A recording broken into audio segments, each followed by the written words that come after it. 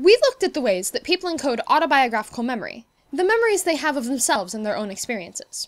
A person's self-image is fundamentally linked to these memories, so if different cultural backgrounds lead autobiographical memories to form differently, it implies a cultural factor in a person's self-representation.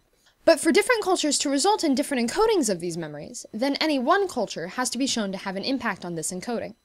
To show this, Dorothy Berntsen and David C. Rubin found an interesting pattern in the responses of over 1,000 mostly Western subjects.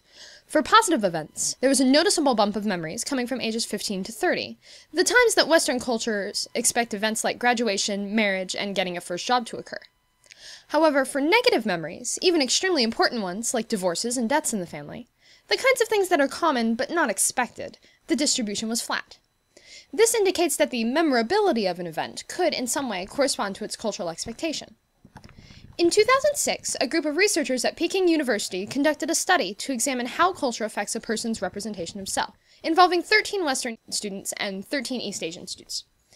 Individually, the subjects were shown a trait, such as the word brave, and asked to identify whether this word was appropriate to describe either the self, their mother, or some non-related but culturally relevant person.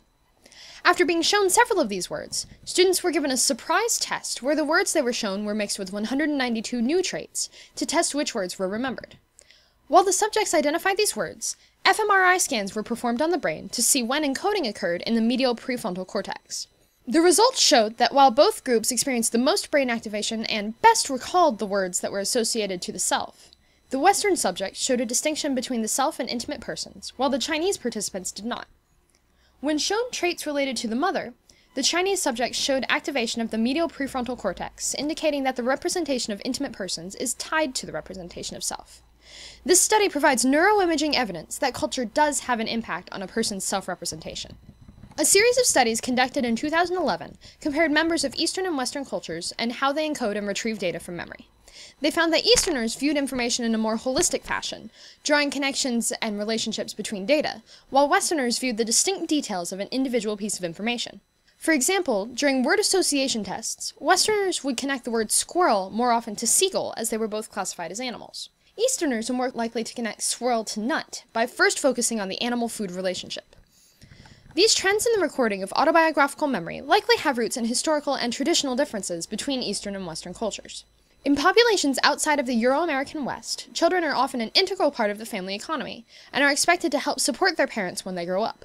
Independence is not encouraged or even functional in this model because it presents a threat to the family livelihood. In contrast, individual independence is prized in much of the Western world. From an evolutionary perspective, cooperation and relatedness are desirable traits, implying that the Western emphasis on independence is likely grounded more in political, economic, and religious history than in pragmatism. Individualistic trends are particularly strong in families with greater wealth and education. Children are brought up to be independent and self-reliant, which could explain why their autobiographical memories are more self-focused. As a final caution, despite a plethora of evidence that clearly indicates distinct group-wide cultural constructs at play in the formation of self, it is important to note that no research so far has shown that these constructs remain valid on an individual level. Studies have also shown that social classes across cultures have greater similarities with each other than with other social classes within their own culture. That is to say, working-class groups overall score higher on measures of social interdependence than middle-class groups, regardless of culture.